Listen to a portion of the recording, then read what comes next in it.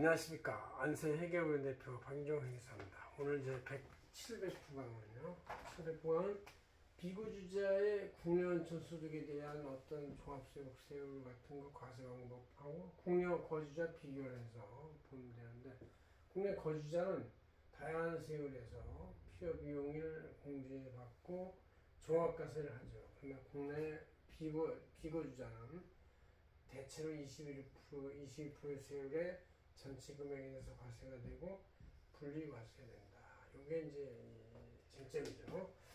지금 우리 안세증자는 10월 31일자 표지에 이렇게 잘 요약이 되어 있는 것을 제가 원전으로 삼아서 강의를 하겠습니다.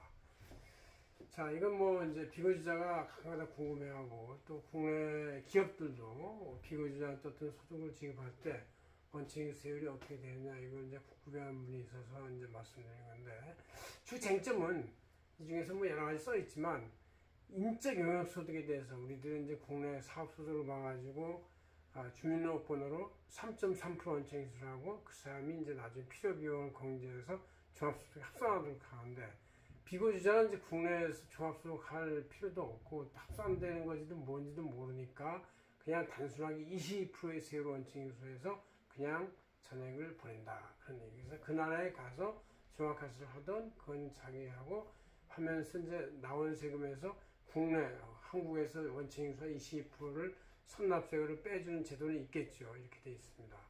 그런 쟁점 하나 다른 것 다 비슷한데 한번 읽어봅시다. 비거주자의 판단, 거주성에 대해서 국내 거주자라는 것은 이제 국내 주소를 있으면서 거소가 1년 중 183일 이상을 말하고, 비거주자는 183일 미만을 말하는 분들을 말해요. 그러니까 한국 사람이라 할지라도 국내에서 183일 미만이 있으면 비거주자가 되는 것이고, 그래서 납세 의무가 이제 국내 거주자는 전 세계 소득, 국내 소득 플러스 전 세계 소득 과세가 되지만, 비거주자는 해외 원천, 국내 원천 소득만 과세가 되는 것이다, 는 얘기죠. 이 중에서 이자 소득은 이제 일반인 금융 이자 소득인데, 우리나라는 이제 14.18%에다가 주민세까지 해서 15.4%에서 종합과세가 포함되는만, 해외인들은 이제 국내에서 이자 소득을 일반적으로 받을 때는 22% 원칙인수로 끝내요. 국가 등 채권에 대해서는 또 역시 15.4%의 종합과세. 채권에 대해서는 이제 국내 해외 비거주자도 국내 비거주자도 이 15.4% 분리과세로 끝낸다는 얘기고, 그 중에서 이제 영업을 금융을 피방하지 않은 비영업 대부분 일반 기업의 그 자기네끼리의 기이자 이런 것들은 이제 국내에서는 25% 즉 27.5%의 종합과세를 하고 분리과세 한 다음에 종합과세 하지만, 국외인은 이제 비거주자는 일반 이자 소득 22% 분리과세로 끝낸다, 이렇게 돼 있어요. 배당 소득도 일반 배당 소득은 15.4%를 한 다음에 종합과세 합산되지만, 이제 비거주자 일반 배당 소득은 22%의 분리과세로 끝낸다, 이렇게 돼 있고, 이 중에 이제 쟁점이 가장 큰 인적 영역 소득, 즉 국내 원천 사업 소득에 대해서 국내인들은 이제 지급액의 3.3% 원칙인수를 하고 나서 나중에 종합소득에 합산할 때 필요 비용을 공제할 수가 있지만, 이제 그 비거주자는 인적 소득 금액의 22%로 분리해서 끝낸다. 즉 3.3%냐 22%냐 이 차이가 극명히 대립되는 것이 인적 소득이다, 이런 얘기죠.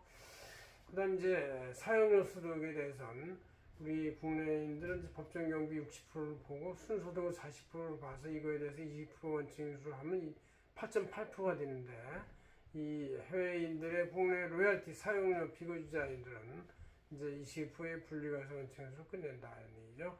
특허권 소득도 마찬가지로 사용료 소득하고 똑같이 이제 법정 60% 제한 40%에 대해서 국내 원천 세율 22% 적용해서 8.8%를 적용하는데, 비거주자의 경우는 사용료 소득 22% 분리과세 한다, 이렇게 돼 있고, 부동산 양도소득에 대해서는 우리나라는 양도차익에 대해서 이제 일반 기본세율을 다단계 누진세율을 적용하지만, 이제 비거주자의 경우는 지급액의 11%나 혹은 양도차익의 22% 중에서 작은 쪽 금액으로 한다. 지급액의 11% 원칙인데 이것이 양도차익의 22%가 최대한도 해서 그거를 작은 쪽으로 한다, 이런 얘기고, 유관적인 양도소득도 마찬가지로 금융투자소득 현재 유예 중이지만 22% 원칙에서 규정되어 있고, 비거주자는 차감액의 지급액의 11% 또는 양도세 20% 한계로 걸려 있다는 얘기죠.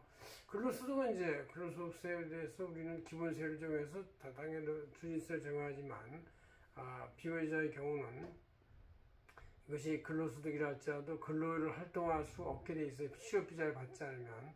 그래서 인적영역소득으로 간주해서 22% 원칙인수를 하면 되겠습니다. 이렇게 해서 우리가 국내 비거주자에 따라서 인적영역소득은 3.3% 원칙인수를 하고 정확해서 하냐 아니면 20% 분류해서 끝난 다음에 그 나라에 가서 각세하냐 이렇게 차이가 난다는 걸 알 수가 있습니다. 고맙습니다. 한세훈 대표 방정행이었습니다.